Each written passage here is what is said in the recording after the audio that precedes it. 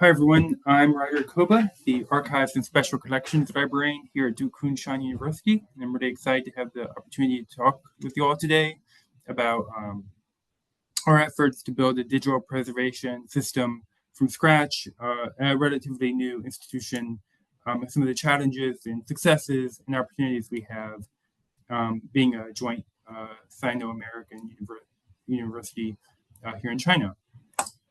So you may reasonably be asking, what is Duke Kunshan University? We're a joint Sino-Foreign University located physically in Kunshan, which is halfway between Suzhou and Shanghai, which are two very important economic and historic and cultural centers in China. Our parents are Wuhan University and Duke University with the city of Kunshan as kind of the three partners that came together to found us. The relationship, I think, with DKU and Duke and Wuhan is quite confusing. I've been here since April 2024, and I still haven't figured everything out. I'm happy to answer any questions you may have about that. It's quite interesting, especially with the geopolitical climate. But this is my third recording. I keep going over time, so I think I'll skip that part of it. We were established in 2014. Our first four-year class enrolled as freshmen in 2018, though. So we're very young. It's very exciting they hired the archivist so early in the university history. Two previous jobs, my boss was the first university archivist in those institutions' histories, and they were both like 90 years old. So DKU is ahead of the curve a bit on that point. We offer both. When students graduate, they receive a DKU diploma and a Duke diploma, as well as spending a semester at Duke. And so that's obviously a big draw, especially with the Trump administration and uncertainty about students can go there, should they go to the US. They can get an American degree here in China, which I think has really helped DKU so far. We had our biggest class ever this fall, freshman class. So that's quite exciting. It's mostly Chinese students, 70% mainland and 30% international students. Most of the international students, or a plurality of the international students, are American, but they come from all over. My mom, especially, is always asking me how I work in China, since I don't speak Chinese or read Chinese or write Chinese. But English is the overwhelming language of instruction of most events and lectures, and of a lot of documentation. Not everything, but a ton is in English. And frankly, the translation apps are so good, so much better than Arabic to English. I lived in the Middle East before. That it's quite possible, in my opinion, to work here and have just a smattering of Chinese, of taxi Chinese is basically what I speak. Okay, so I arrived in April 2024. And the archives are basically nothing. I came in and there is empty stacks.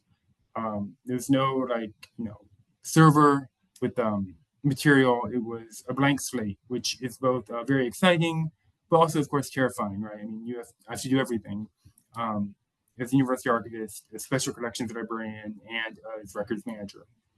And there have not been really any sort of coordinated effort. Individuals in offices and individual faculty members have preserved material that they thought was interesting or worth preserving, but there was no centralized, organized archive. And so that's been a huge part of my job, is proselytizing for the archives, explaining why I'm here, why we should be preserving DKU history, and why they should trust me in handling these documents. There was one effort that was sort of made in the archival vein, was an institutional repository, and this has started in 2021, and it was kind of off and on. And I came, and there was a real desire to get C-Space, which is the Chinese version of D-Space, and that kind of fell by the wayside for two reasons. One is the university library leadership change, so we have a new university librarian. And then there was just not much buy-in. Faculty really enjoy having their research on the Duke Institutional Repository. It's more prestigious, it'll get more views. and they think it's better for them. So there was not much buy-in from them. And there was also the um, fact that our signature works or senior theses um, are not publicly accessible right now. And so there was not much motivation on that end either to get an institutional repository. So, I came and once the university librarian left, we kind of moved on. As I've talked about, kind of proselytizing, and there's been, yeah, either people saying, why do we need this box? We use box, it'll be fine, it's there. Or, and more commonly, unbridled enthusiasm. Student groups join me, ask me to be friends on WeChat, and we just start sending me files. People show up. I have with a box of yearbooks or a box of publications that have been done a couple years ago. They've been keeping in their office, and so that's been really gratifying for me. The enthusiasm on campus and working with people, students and faculty and staff to build this from scratch. So this is the original Duke website or Duke Kunshan website. That is a huge kind of black hole. Is that not much web archiving was done before I came, and so this is the best copy I can find. Obviously, it does not look right, and so that's kind of my go-to when I'm presenting to students. Professors bring classes over to talk about kind of the fragility of digital material, and that we just can't assume it will be there forever, and that may be lost. I've tried to see if IT has a copy or something, but to no avail so far. So we a lot of things happened at once with the infrastructure, policies, outreach and collecting. The infrastructure at first was those 2 external hard drives, which I'm quite tall and quite clumsy, so it made me very nervous that I would trip and fall, and that would be the end of that. But thankfully, my colleague did a great job setting up a server, and in May of this year, with the kind of decline in the interest of in the institutional repository, I brought the fact that I'm doing a lot of digital preservation on my laptop with Bagger and Droid, but there, the system out there, it's open source, it's for free essentially without not counting labor, that I think would be beneficial. And there was a lot of enthusiasm from the systems librarian and IT. And so this summer that was set up. It's been a great boon for my workflow. It's also been a very advantageous when I'm discussing, implementing this archival policy for the university-wide, or somebody donates something and I give them a little tour of Archivematica, and they're really impressed. I think people, imagined it was just stored on my laptop and there was no workflow or no long-term preservation plan in place.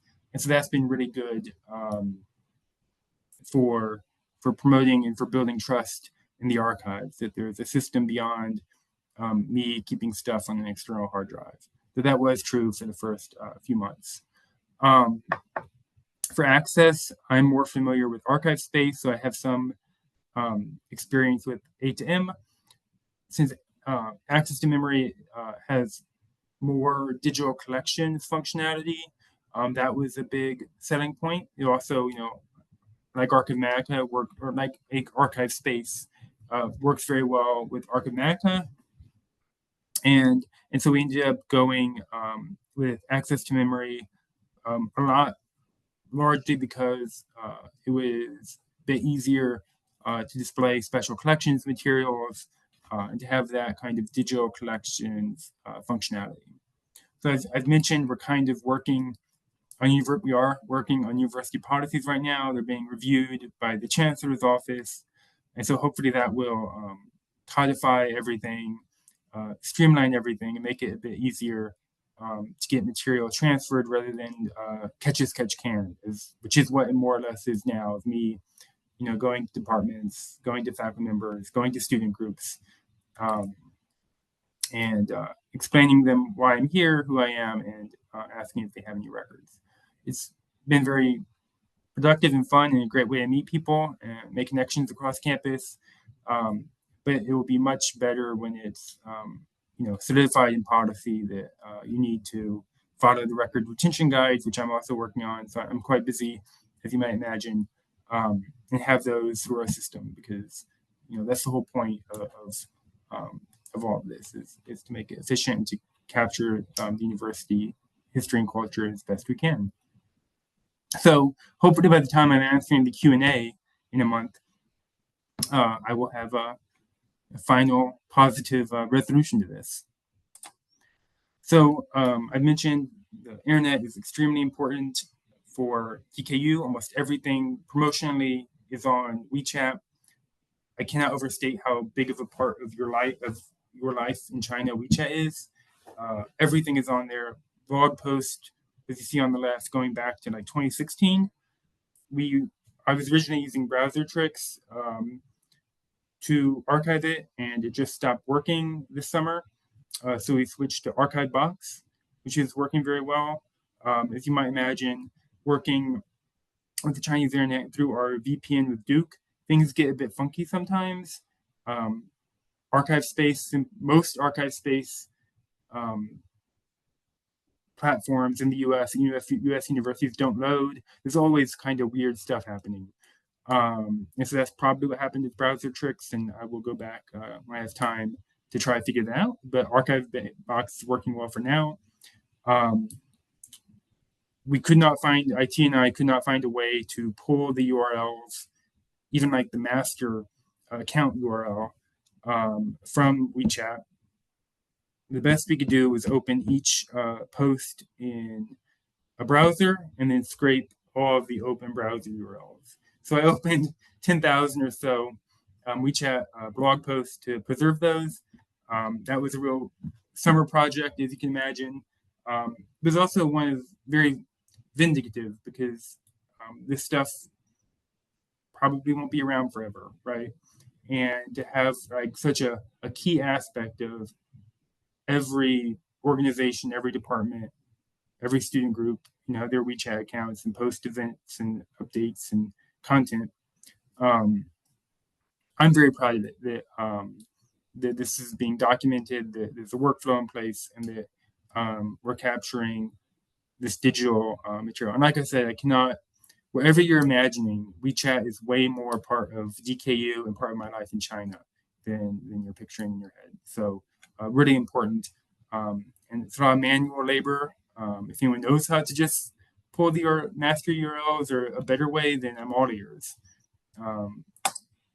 So this is our A2M site.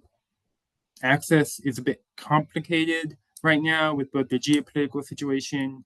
I mentioned how the signature work, student theses are not available right now.